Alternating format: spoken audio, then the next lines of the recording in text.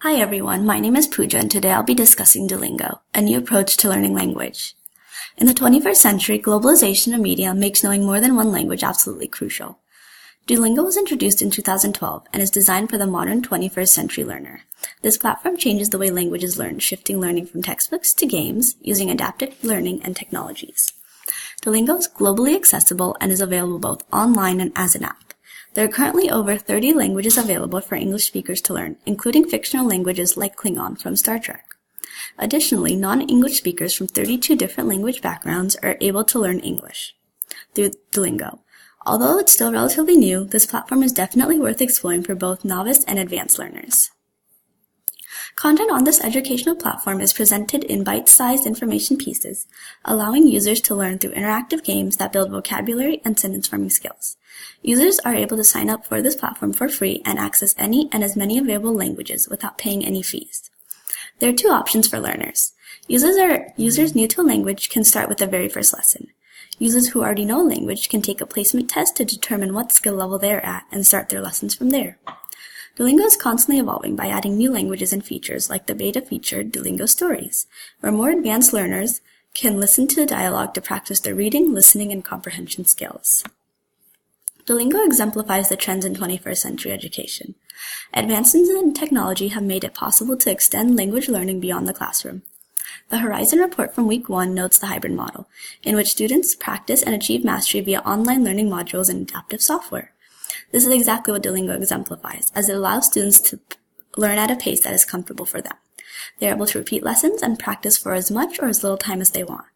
The adaptiveness of the platform learns from users' mistakes to create a more individualized program tailored to each user's needs.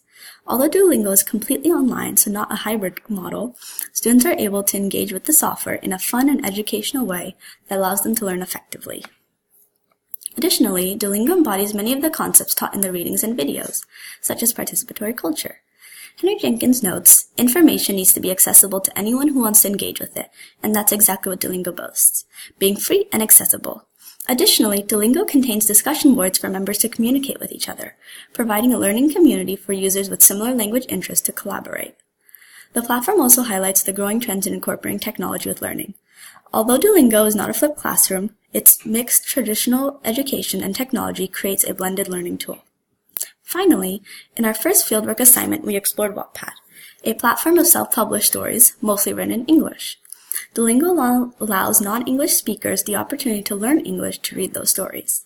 Most specifically, our weekly reading, Online Fanfiction, notes Grace, Nanako, and Cherry Chan's incorporation of multiple languages into their fanfiction, which allowed them to present themselves through a multilingual way, a concept new to the 21st century. Incorporating Duolingo in the classroom. In the classroom, Duolingo would not replace the current language curriculum, but rather complement it. The small bite-sized piece of information presented using game-like aspects makes learning fun, and the adaptive nature makes learning effective. The biggest drawback of this platform is that it's not very in-depth. In many languages, there are multiple ways to say the same thing.